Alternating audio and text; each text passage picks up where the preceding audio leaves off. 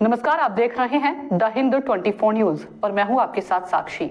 आइए नजर डालते हैं आज की बड़ी खबरों पर। बेमौसम बारिश के बाद पालनपुर कलेक्ट्रेट में वन एवं पर्यावरण, जलवायु परिवर्तन और परिवहन राज्य मंत्री श्री प्रवीण भाई माली की अध्यक्षता में अधिकारियों के साथ बैठक हुई।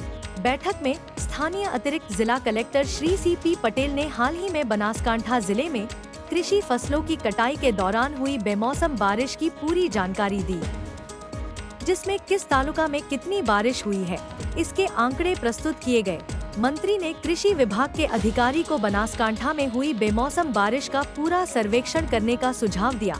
जिले में ग्राम सेवकों के अलावा अन्य कर्मचारियों की मदद से किसानों को हुए नुकसान के आंकड़े एकत्र किए जाएंगे।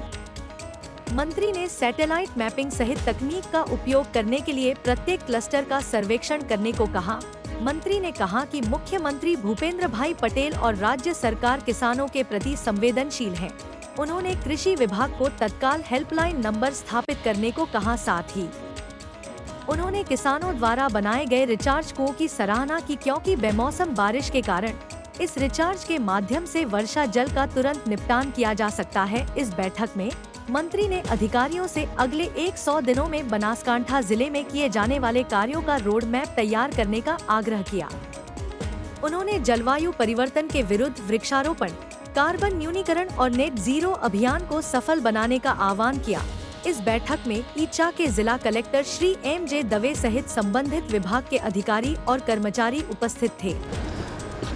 राज्यना संवेदनशील मुख्यमंत्री श्रीना मार्गदर्शन हेठळ राज्यनी अंदर जे प्रमाणे कमोसमी वरसाद, ग्लोबल वॉर्मिंगनी जे अસરો દેખાઈ રહી છે એના ભાગરૂપે જે ક્યાંક તોફાન ક્યાંક વરસાદ પડી રહ્યો છે એની સમીક્ષા કરવા માટે આજે બનાસકાંઠા જિલ્લા કલેક્ટર કચેરીએ એનો રિવ્યૂ કરવા માટે આવ્યા છીએ।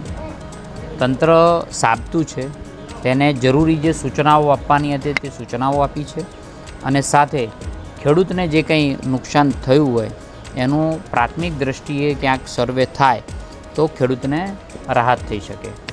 આવનારા સમયની અંદર બનાસકાંઠા જિલ્લામાં જે હજી જેવો માવઠું જે પડ્યું છે એ કેટલીક જગ્યાએ વધારે પડ્યું, કેટલીક જગ્યાએ ઓછું પડ્યું છે, એનો સર્વે કરવા માટેની સૂચનાઓ આપી છે। ખેતીવાડી વિભાગ એ જોઈ રહ્યું છે।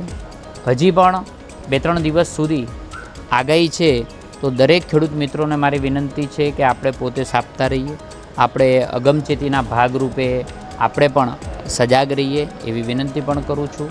જિલ્લા વહીવટીતંત્રએ પૂરી તૈયારી કરી છે। સંવેદનશીલ મુખ્યમંત્રી અને રાજ્યની સરકાર તમામ ખેડૂતોના પડખે છે। આખા રાજ્યની અંદર જ્યાં કંઈ આવી પરિસ્થિતિ નિર્માણ થયું છે અને ડિઝાસ્ટરની પરિસ્થિતિથી લઈને તમામ પ્રકારની તૈયારીઓનું આજે રિવ્યૂ કર્યું છે। સાહેબ, રાજ્ય સરકાર દ્વારા જે દક્ષિણ ગુજરાતના સૌરાષ્ટ્રમાં સર્વેની કામગીરી માટેની જે જાહેરાત કરી છે, પરંતુ બનાસકાંઠા ખેતીવાડી વિભાગ એવું કહે છે કે આપણે ત્યાં નુકસાન નથી એટલે સર્વે નહીં થાય। આજે એ પ્રમાણેની બધી સૂચનાઓ આપી દીધી છે અને આવનારા સમયની અંદર રોડમેપ તૈયાર થઈ જશે।